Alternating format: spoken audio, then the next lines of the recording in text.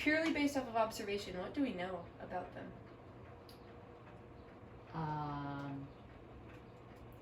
We know that the elder is John. Did you get that off of observation? Well, because I observed back. Yes. Where did it say John in 2nd John? At the beginning of 2nd John. Where? In verse 1. Did it say John? It said the elder. Yeah, so we don't actually know who the elder is. Purely based off of observation. Assuming it's John. So we're walking in assumption. In the observation phase, we try not to do that. In just inductive study, it's just what is the text saying? So, Well, the elder loves Gaius. We know that. hey, there we go. That is a great thing to recognize. So, the elder is filled with love. He has maybe like a fatherly role over the people that he's writing to. So, some of the things I mentioned, because I did get to do this before you, I have an advantage. I was looking at verse 4 and saying, wow, he's kind of like a father figure. Verse 2 shows he's a man of prayer. He's praying for this church. He values truth a lot. Might go well. As you guys noted, truth is repeated all over, so this is definitely on the heart of the elder. Verse 9 mentions that he's written to them in the past, so we can assume this is an author who has written before. Well, we don't have to assume, we can observe that. And then verse 14, we can see that he wants to see them face to face, and he expects to do so soon, so he's probably pretty close to the people that he's writing to. So, just because I'm a little bit visual, and I feel like we all benefit from visual learning, I'm gonna draw a little chicken here to remember the elder. Now, you may think that's a weird way to remember, but I was thinking of Grandpa, who's an elder in our midst, and how he loves chicken strips. And you guys have chickens, so I was like, okay, elder, I think of a really incredible man who values truth. Yeah, you value truth. And has a role of kind of a fatherly influence in the people that he lives with. So, elder, we think of a chicken. Okay. You don't have to think of that. I'm just trying to. It's all good. All right. Then Gaius, what have we learned or Gaius observed about him? is a pain and behind. No, we're talking about Gaius. He was talking about Diotrephes. Okay. I was like, well, how'd you get that? Show me your observations. He's apparently just a church person who the elder loves. Hey, And great observations. Expects that he can do things with the church or talk to people in the church or communicate to the church. Yep, I totally agree.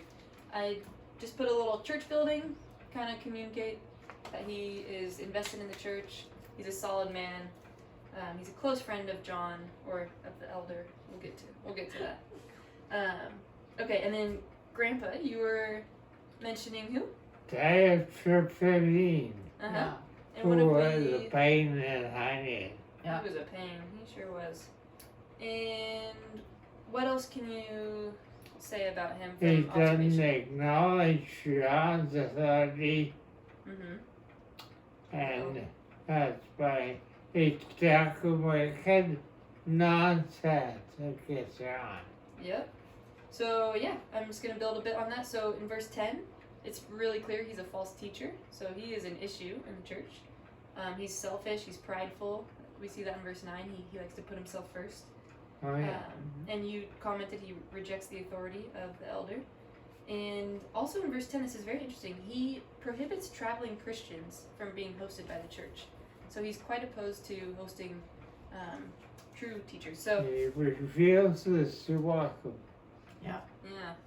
So I'm just gonna draw him holding a mirror towards himself. We'll use our imagination. He's very much interested in himself. And just to remember that he's not a good guy, I'm gonna draw a little pitchfork. So we have our antagonist here. It's a fork and a spoon. Fork and a spoon, there we go. He is gluttonous. Well, we can use our imagination. Alright, and then Mom, you saw the brothers. What can you observe about the brothers? The brothers appear to know the truth of Jesus, and they're walking in that, and they're out amongst the Gentiles even. So good. I'm just gonna draw some men hand in hand. This was not an observation that I was considering like the key players, but I think it's really awesome because I think what you're seeing is the heart of this letter is to address a church body, not not just one person. So walking hand in hand, maybe some little light rays, reaching the Gentiles. Awesome. And then Demetrius, any observations about him? He was a good testimony Mm-hmm. from the brothers. Nice. Yeah, and he appears to be a very trustworthy person. It's someone that the elder is recommending, and I'm just gonna draw. They know the testimony is true. Yep. I'm gonna draw a little letter here, a little envelope, and I guess I'll include a little interpretation now, just to explain why I did that. So it's very common in letters in these days to include a recommendation of the person who's carrying the letter. So it's quite common, like you'll notice in Paul's letters, he'll recommend whoever is carrying it. So whether it's Titus or Onesimus, whatever, he's going to mention something positive on their behalf. And so we see the elder here doing that for Demetrius. So I put a little envelope to remind us he's the one carrying the letter, and yeah, he seems to be a trustworthy guy. How do we know he's carrying the letter? That is interpreted, not Okay. observed. And that's why I hesitated to mention it now. But I think it just adds a lot of understanding to why he's mentioned. But we can interpret further why he's mentioned, because there is quite a bit of depth there. Like I can almost say there's Diotrephes in the church and Demetrius in the church, and so he puts down Diotrephes and then he puts up Demetrius. Mm-hmm. But I mean, maybe it was just as simple as to carrying the letter.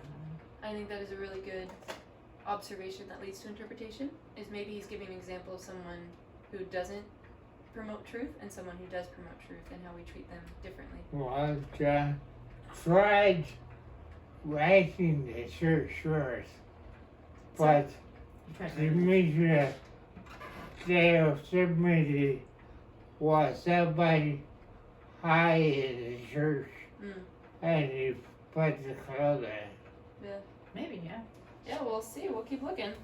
Okay. All right. Any main ideas that you guys are seeing, or I guess key concepts that are coming through after you've looked through repeated words, or just kind of scan the text again? True believers are everywhere and trustworthy and acknowledge the authority of not only the elder, but presumably of Jesus, although Jesus isn't mentioned here. And that, I guess maybe one way to tell someone isn't necessarily true is when they don't walk in the brothers or don't recognize people who are also involved in the church. I don't know. I mean, there's generally this theme of we're supposed to all be out there doing it, but in that is that And what response do you of mean take care by of those it? people. We're supposed to be out there doing it. Sharing the gospel. Okay. So would you? Testifying to the truth that you are indeed. Okay, so you Yeah. consider truth, the thing that you've mentioned is repeated, to be gospel. Is that what I mean? Well, Oh, sure. yes. Okay. I'm the I'm truth. just- I'm the I'm way, just the trying to truth, see and the it. life. So yeah. Okay. Awesome.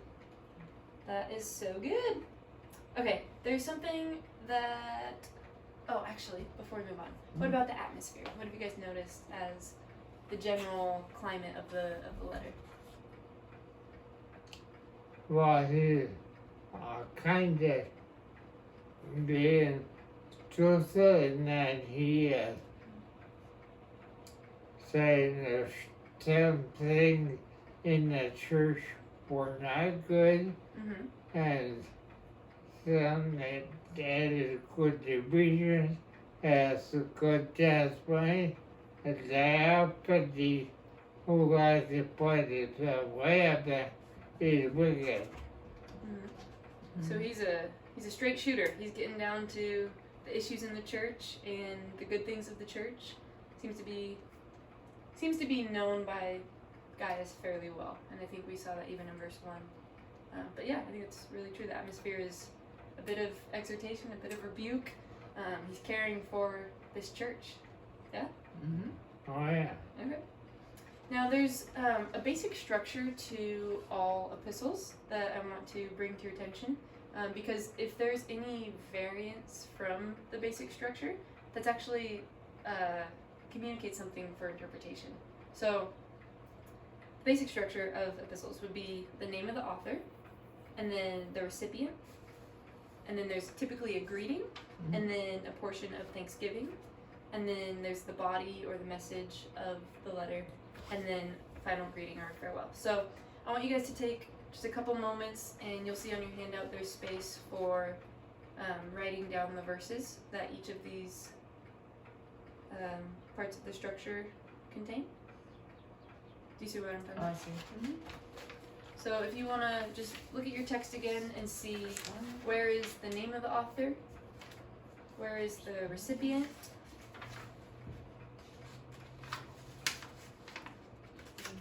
where's the greeting, Thanksgiving, so it's just right here.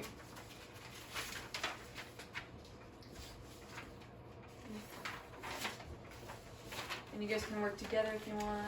You can do it however.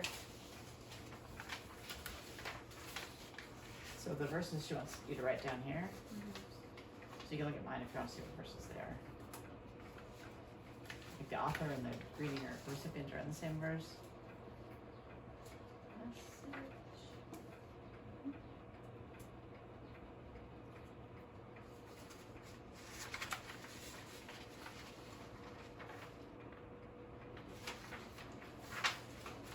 The author in verse 8.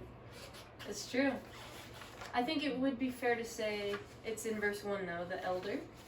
We're just a bit unclear as to who the elder is, so there is a pointing to the author, but there's room for interpretation, for sure.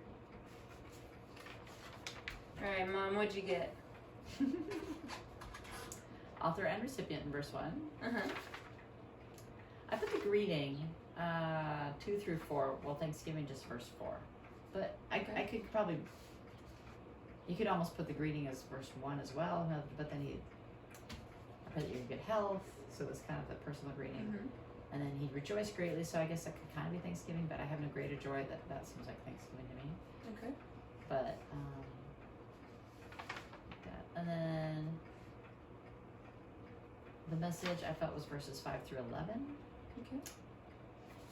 And then, let's see, 12 through the end I thought was the final greeting for a while. Okay. don't know, what did I you have it a little bit different. Yeah. Mostly the same. I think you did a very good job observing.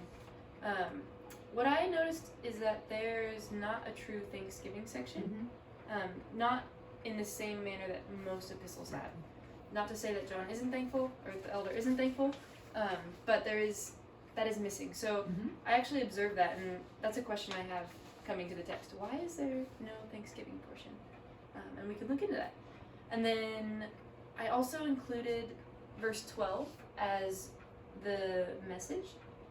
I think the reference to Demetrius and the repetition of the word truth, I think that's still part of the body of the letter. You know, I think I would have agreed with that until you thought that Demetrius was a letter carrier, so that's why I didn't. I was like, oh, that's the bottom part because he's a letter carrier, so they commented on him. But if you hadn't said that, then I would have included that. Okay. in there. Yeah, I would. Interesting. I'm sorry. That's why I typically don't encourage interpretation too early. So definitely go for observation when you're looking at the structure. But that's a great learning point. And then, yeah, final greeting 13 to 15. It's kind of where they wrap up the letter. Say hi to people for me. That's very typical of an epistle. Awesome. Okay. All right. We are now going to take a break. We've done a lot of initial observation. You guys are doing really well. And we'll come right back. Okay.